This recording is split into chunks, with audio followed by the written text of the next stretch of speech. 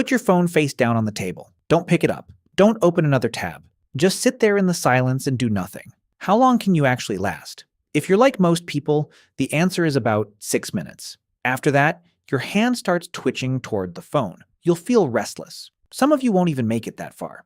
You'll reach for the screen before this sentence is finished.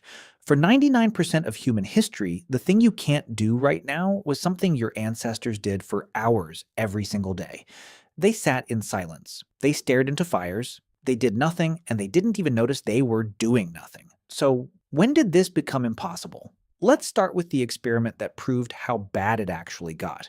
In 2014, a team of psychologists at the University of Virginia and Harvard ran a study that should have been completely uneventful. They asked volunteers to sit alone in an empty room for 15 minutes. No phone, no book, no music, just them and their own thoughts. That was the whole experiment.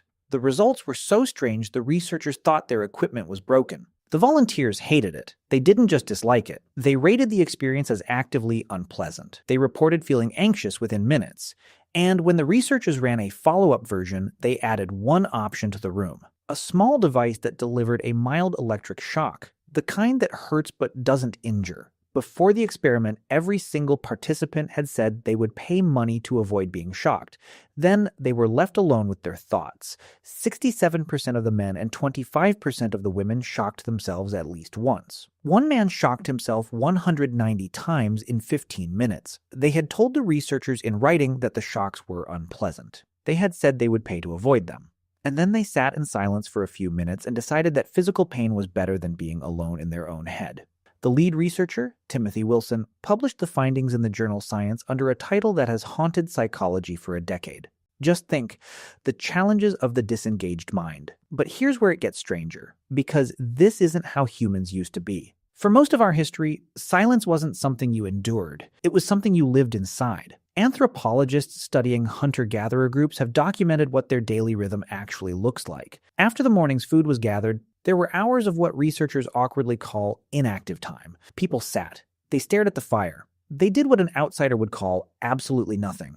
And this wasn't laziness. This was the default human setting. James Sussman, an anthropologist who spent 25 years living with the Juhwansi people in southern Africa, documented that adults in these groups spent more than half their waking hours in this state. Not working, not socializing, just being. You probably can't remember the last time you did that.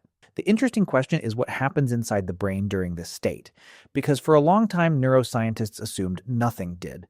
They assumed that when you stopped actively thinking, your brain quieted down. Then in 2001, a neuroscientist at Washington University named Marcus Rachel discovered they had it exactly backwards. Rachel was running fMRI studies, and he kept noticing something weird. Whenever participants finished a mental task and were told to rest, a specific network of brain regions lit up. Not dimmed, lit up. The brain was actually working harder when it appeared to be doing nothing. He called it the default mode network. It's the system your brain runs when you're not focused on the outside world, when you're staring out a window, when you're in the shower, when you're walking with no particular destination. The default mode network is where your brain organizes memories, consolidates learning, simulates future scenarios, and constructs your sense of self. It's where you figure out what you actually think about your own life. And here's the part that should make you uncomfortable. The only way to activate it is to do nothing. You can't trigger the default mode network while scrolling. You can't trigger it while watching a video. The moment your brain has external input to process, it switches off the default mode network and turns on the attention network instead. The two systems are designed to take turns. When one runs, the other rests. Your ancestors spent half their lives in default mode. You spend maybe an hour a week in it. Most of that hour happens in the shower, which is why everyone has their best ideas in the shower. It's not the water, it's the fact that the shower is one of the last places left in modern life where you don't have a screen. Now stay with this because the next part is where it gets dark. In 2017, a team at the University of Texas at Austin ran a follow-up experiment. They gave participants their phones, told them to sit in a waiting room, and then secretly measured how long it took them to check their device. The average was 44 seconds. When asked afterward, most participants estimated they had waited several minutes. They had no idea how quickly they reached for it. The hand moved before the thought arrived. And this is the part that ties it all back. In the same year, researchers at the University of Chicago found that even the presence of a smartphone, face down, screen off, in a person's pocket measurably reduced their performance on attention tasks, not because they were using it, just because part of their brain was holding space for the possibility of using it. You aren't addicted to your phone. Your brain is using it to escape something. That something is the default mode network turning on. Because when it turns on, it doesn't just organize memories and simulate the future, it also surfaces every unresolved thought you've been avoiding. The argument from last week you never finished. The thing your father said when you were 9. The version of yourself you used to be. The version you're afraid you're becoming.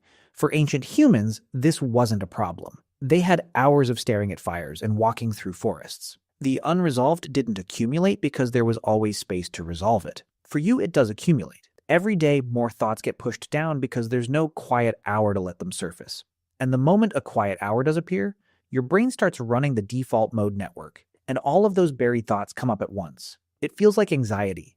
It feels like restlessness. It feels like you need to do something, anything to make it stop. So you reach for the phone. The phone isn't the disease.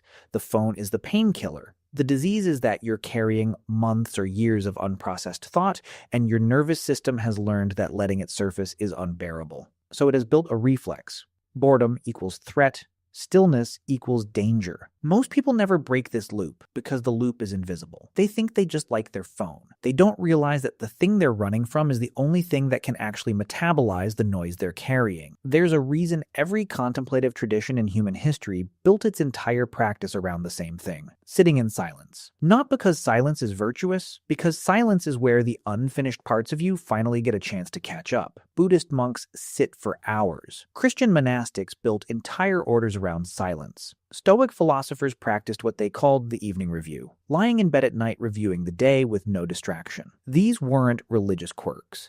These were technologies for processing the default mode network. They were the way humans kept their internal lives from rotting under the surface. And we don't do any of it anymore. The average adult now consumes around 11 hours of media per day. 11. There is no version of your ancestors that would recognize this as a way to be human. Here's what the volunteers in Wilson's study were really discovering when they reached for those electric shocks. They weren't choosing pain over thought. They were choosing pain over the silence that would have forced them to meet themselves. The shock was loud enough to drown out the default mode network. That was the whole point. You can do the same thing right now, just with a phone instead of a wire. So if you've been feeling restless lately, if you can't sit through a meal without scrolling, if silence feels like a room you don't want to walk into, none of that is a personal failing.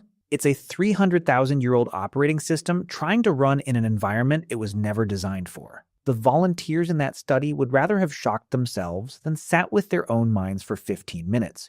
Your ancestors sat with theirs for thousands of hours by firelight, with nothing else to do. And that's where every story, every god, every piece of art you've ever inherited was born. They sat in silence, and the world we live in came out of it. We sit in silence for 6 minutes and reach for something to make it stop.